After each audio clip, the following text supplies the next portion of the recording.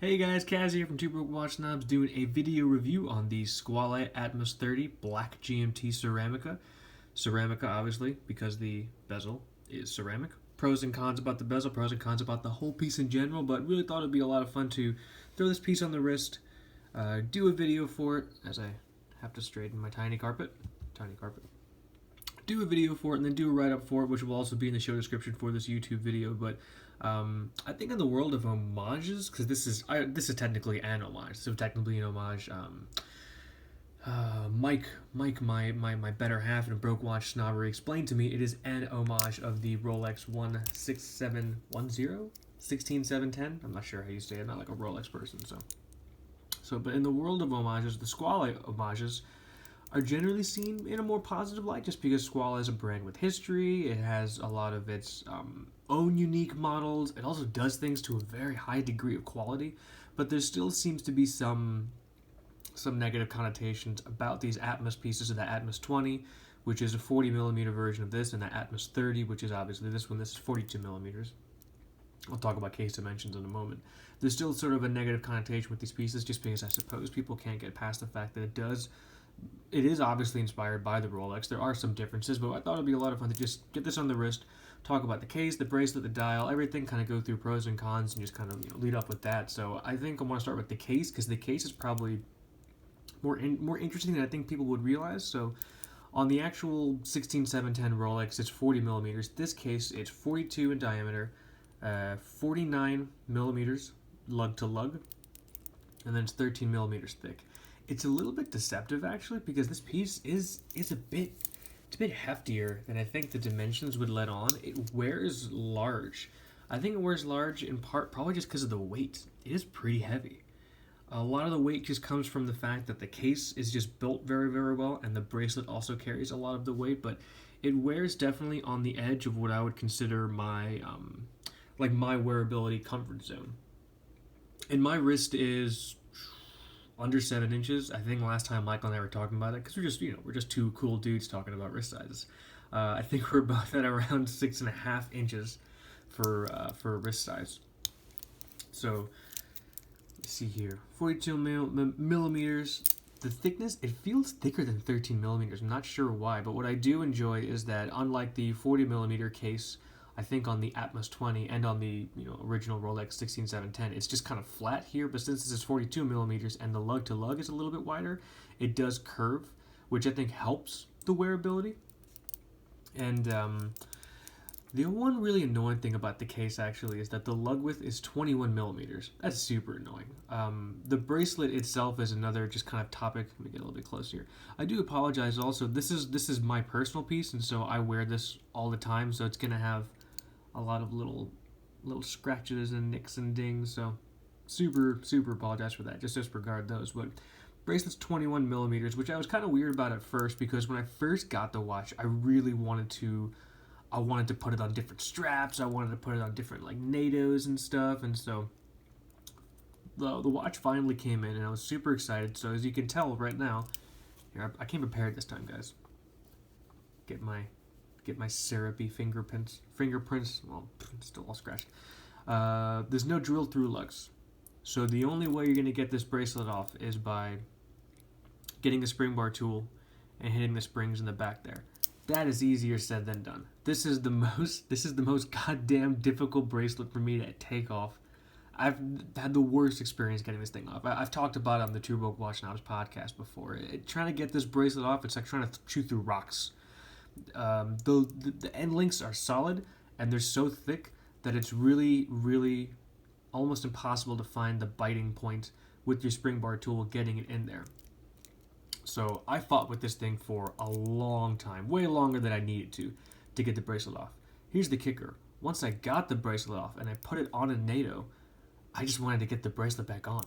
The relationship between the bracelet and the case is just so perfect that it's not really a strap monster. This is a watch that, in my opinion, just really lives best on the bracelet. So after my Sisyphean effort of trying to get the goddamn bracelet off, I just put it back. And it was equally difficult putting it back. So just a word otherwise, if you want like a sub-style sort of case homage and you want it to kind of be like a strap monster, The Atmos 40, or there you go, the Atmos 30 might not necessarily be for you. There are plenty of other fun options out there, but if you want something that's just the full package, bracelet and case, definitely keep considering this.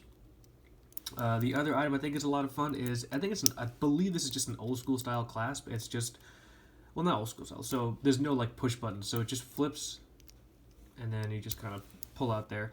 I like the inside detailing on the actual clasp joint here. This is where I always look for to see if a bracelet's done really well, because certain instances it'll just be like a big flat piece of metal and it'll be all polished. Instances like this where it's this sort of like clasp joint, for me shows they're paying attention to detail, and something I really appreciate. Also, what I appreciate about the bracelet is that, ironically enough, even though we don't have drilled lugs, we have screw links. How cool is that? And obviously you can see this thing has been sized before. I acquired this watch used, so a lot of these scratches and marks were there before I got here. But yeah, screw links, really cool. Micro adjustments, a lot of fun. I just don't understand why they didn't drill the lugs. Maybe they didn't want to change the bracelet. Fuck them, you know? Keep the bracelet on. Let's see, what else do we got here? The interior dial elements are basically exactly what you would find on the Rolex 16710. The markers are the same. This 12 o'clock thing is the same. The hands are the same. Obviously, the dial text is less reduced. You don't have the Ulysses size novel of text here that you would get on a lot of the other Rolexes. I'm actually not even sure if the 16710 has that, but a lot of the Rolexes have this just giant like paragraph of text. This is super tasteful. Let me get the hands out of the way here. Sorry, it's just fun doing that. This is super tasteful. It's just GMT in red, and then 30 ATM, 30 Atmos. That is 300 meters, so that's more meters than you could possibly need. The Squale logo is really cool. It's the same color as the 30 Atmos text. It's this kind of, let me get this closer so you guys can see it. It's the silver pigment as opposed to being like a stark white. So I think it's super clean. It's basically exactly what you would find on the 16710. But it's done really well. The Cyclops here is also a lot of fun. I believe it's 2.5 magnification, and I was weirdly like anti-Cyclops before just the idea of a Cyclops never really appealed to me. But then I got this watch, and this watch was my first watch that I actually owned with the Cyclops, and I couldn't imagine this thing without it. I'm super into that, so I'm now a believer. What I actually want to give a really big shout out to is this crown. This is the coolest crown ever. It is so nicely sized. It's so fun to wind. It really doesn't give you a hard time at all. The movement winds very smoothly. So this movement is the ETA 2893-2 or ETA. I say ETA, but I think it's technically ETA. The crown is definitely something that I feel they probably improved on based on some of the original Rolex inspirations for this piece, because some of those crowns they're not necessarily tiny. I would even argue that this crown is almost kind of oversized, but you can't deny how fun it is. I could just do this all day. So let's see some negatives, because I don't want to just do all positive. So speaking about how fun it is to do this is actually I've actually been dreading this, guys.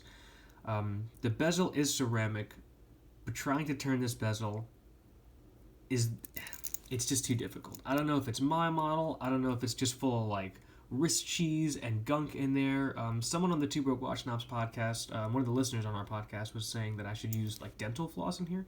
I'm going to try that, but just to give you guys an idea, I'm going to demonstrate trying. Oh God, I swear. See? Oh yeah. Oh my God, dude.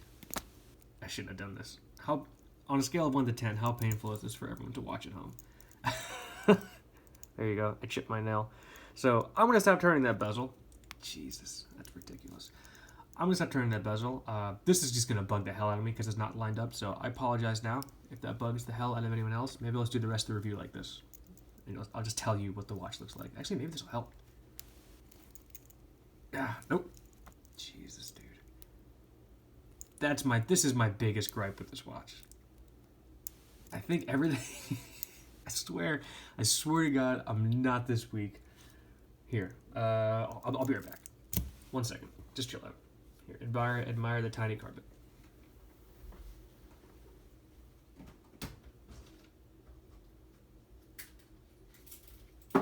Alright, I'm back. Just to give you an idea, this Samurai Blue Lagoon, I've also complained that this bezel is hard to turn. This thing is easy to turn compared to the Squale Atmos 30 GMT. I gotta go all the way around, otherwise I'm gonna have a panic attack. And there we go. You go over there. So I think that's probably the one. Man, it's so annoying. I'm super sorry, dudes. That's probably the one thing that just annoys me the most about the watch. If anyone else has this Atmos 30 or any of the other sort of Atmos 20 or Atmos 30 pieces, let me know if that's something that's just... Look how broken my nail is. That's so depressing. Let me know if that's something that's just part of the models. Maybe it's just something that got missed in QC. One second. Whatever.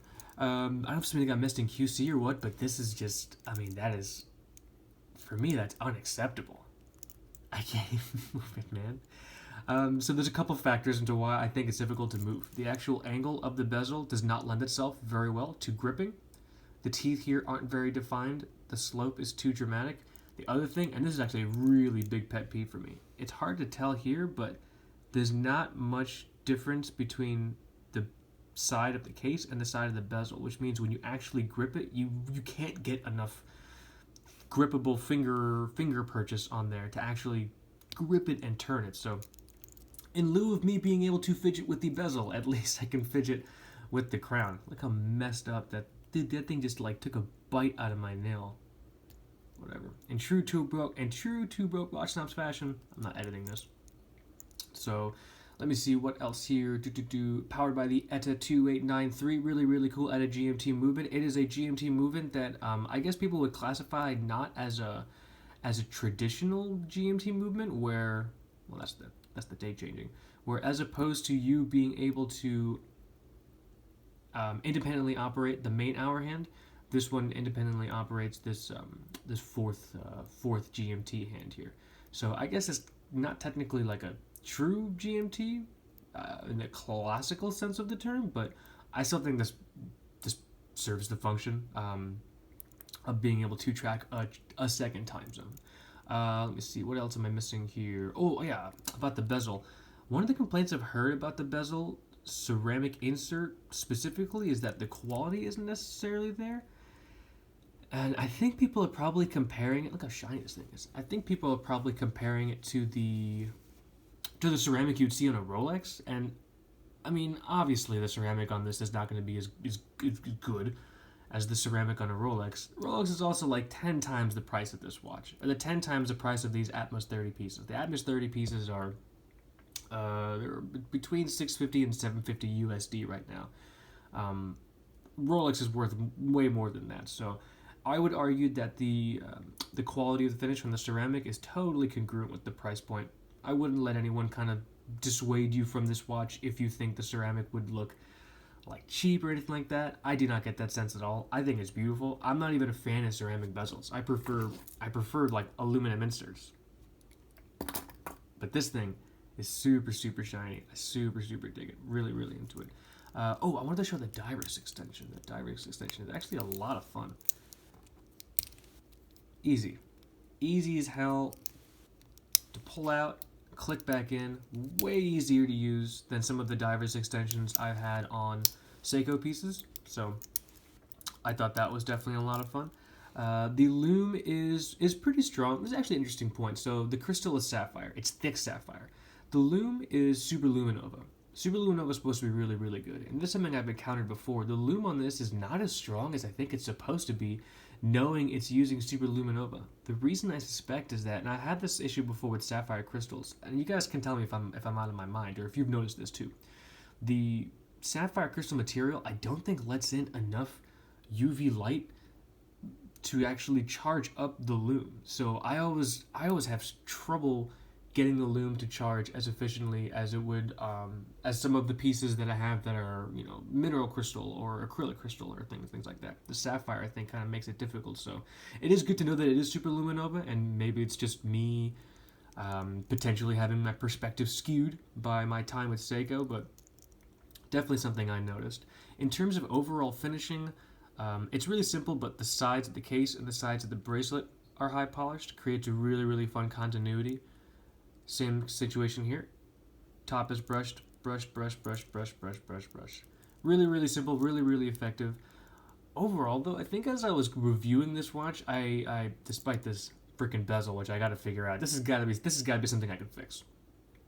I really discovered that I loved this watch more than I realized, because as I was going through the review, and you guys can check out the text review, the written review linked in the show description here, I was no longer looking at it as them trying to, I guess, kind of pass off something as a Rolex. What I've kind of discovered is that when someone does an homage, there's a difference between a fake watch and an homage watch. A fake watch is trying to deceive you. An homage watch is using this trope to express something. An homage watch is using a classic design to express something. Can you guys hear my cat bell? She agrees. In this case, the Squale has chosen the Rolex 16710 design to express just its dedication to quality. This thing is really, really done well. For $750, it feels good. It looks really good. The only sticking points for me are trying to figure out if I'm the only one with these damn bezel issues and the 21mm lugs. But in all honesty, 21mm lugs, you're going to want to keep the bracelet on this thing anyway. This bracelet's a beast. It's really... Okay, finally you can see some of this brushing. It's gorgeous. I'm super, super into it. And the bezel, I think I can fix this. I find it so hard to believe that... Yeah, dude. Now I'm going to have to stop this video and spend the next, hour and a half turning this thing one click at a time. It's a 120 click bezel, so that's 120 clicks I have to make crawling to the finish line to get this thing settled away. But I think that's it for the review. If anyone has any questions about this watch, definitely let me know. If you want to check out more fun photos and just reference shots, check out the link to the text review for the Squale Atmos 30 in the comments, in the show notes below. Thank you everyone who's also just encouraged me during my experience with this watch, because every now and then when I would post this on the feed, there would be some, on the Instagram feed, the Two Broke Watch Shop's Instagram feed, there'd be some negativity from people, just because it is an homage. So I don't see it that way anymore. I see it as Squale just choosing this platform as a means of expressing how well it can do quality. So yeah, appreciate everyone checking out the feed, checking out the video. Subscribe to the channel for more of these video reviews. Go and check out the website. Really a lot of fun. This is Cass from Two Broke Watch Snobs signing off. Later.